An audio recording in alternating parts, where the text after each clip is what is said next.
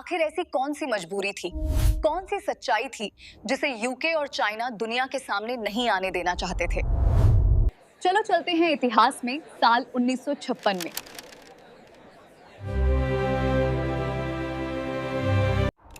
Kowloon से कुछ गुमनाम मौतों की खबरें पूरे विश्व में फैलने लगीं। मगर कोई उसके पीछे की वजह खोज ही नहीं पा रहा था।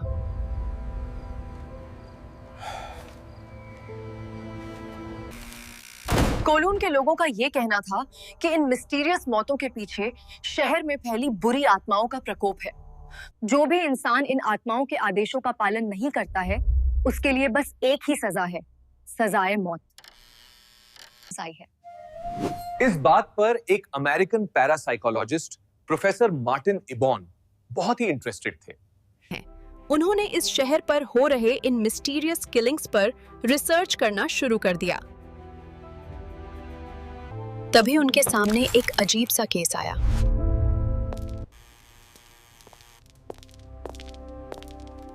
कोलून के पास मौजूद एक हॉस्पिटल में एक चाइनीज लड़का हांग पेंग अपनी आखिरी सांसें गिन रहा था। उसके पूरे शरीर पर मल्टीपल स्टैब वुंड्स थे।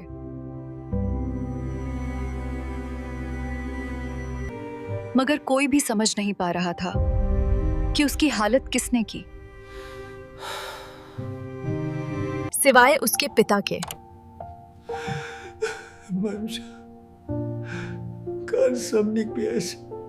डेथ बेड पर उसके पिता ने उसे चिल्ला चिल्ला कर कहा,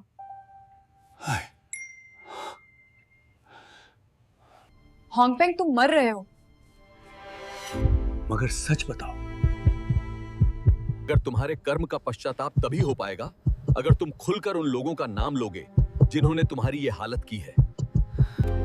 मौत से सिर्फ कुछ ही पल दूर।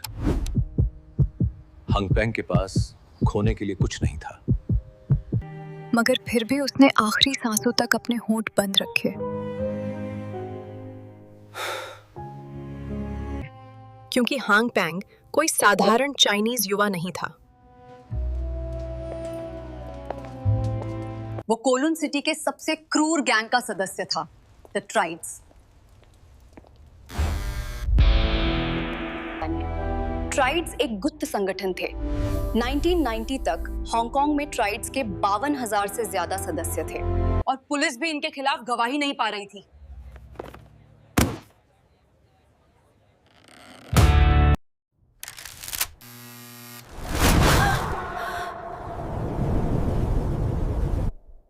क्योंकि सबसे विचित्र बात यह थी कि कोलून के लोग ट्राइड से नहीं बल्कि उनके भूतों से डरते थे।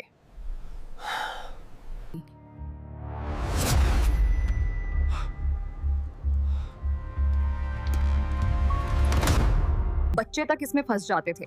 अब आई नो, भूत पिशाच ये सारे कॉन्सेप्ट सुनने में हमारे जैसे लोगों के लिए बिल्कुल इलॉजिकल हैं।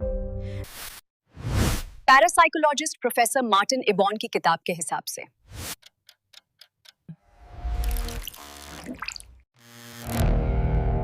ट्राइड्स किसी नॉर्मल गैंग जैसे नहीं थे। जब नए सदस्य को भर्ती किया जाता, उसे एक खूनी शपथ दिलाई जाती थी।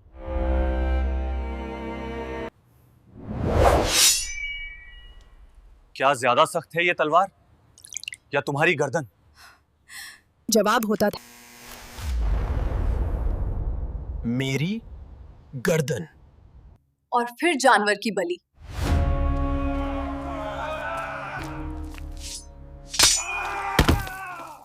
जिसके बाद उसके शरीर से कुछ बूंद खून निकालकर पानी के एक घड़े में भरा जाता है। उस खून मिले पानी को नए सदस्य को पिलाकर 36 शपथें दिलाई जाती थीं।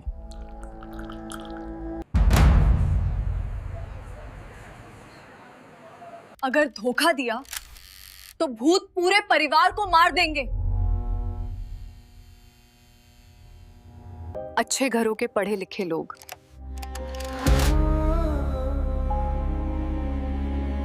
बच्चे तक।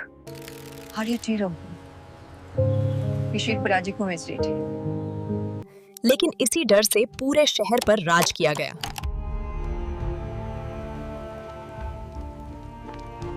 जुआ, नशा, वेश्यालय, करोड़ों की कमाई,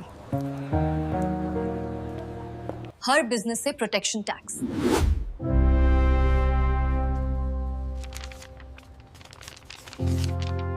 ये स्टॉकहोम सिंड्रोम और कल्ट साइकोलॉजी का क्लासिक केस था।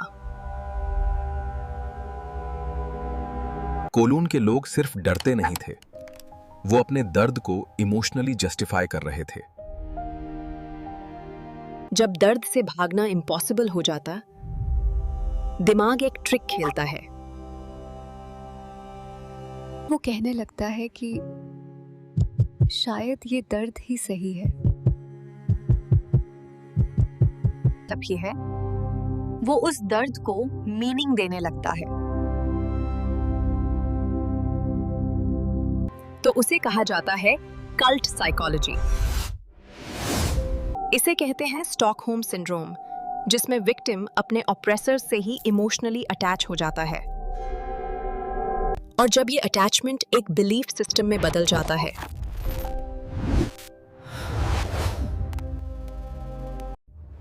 जहां डर, धर्म और कंट्रोल को परंपरा बना दिया जाता है। इतने खतरनाक गैंग्स के खिलाफ ब्रिटिश सरकार ने कुछ क्यों नहीं किया? क्योंकि सच्चाई इससे कहीं ज्यादा गहरी थी। क्रिमिनल्स ब्रिटिश सरकार के सबसे बड़े एसेट थे। बट उस डायनेमिक को खोलने से पहले आई नो आप ये सोच रहे होंगे कि हांगकांग में ब्रिटिश सरकार आखिर क्या कर रही थी।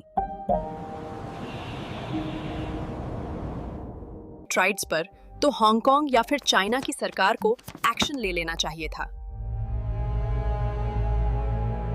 अगर आपको ये कहानी सोचने पर मजबूर कर गई हो तो वीडियो को लाइक कीजिए और ऐसी ही रिसर्च बेस्ड कहानियों के लिए चैनल को सब्सक्राइब करना मत भूलिए। जय हिंद।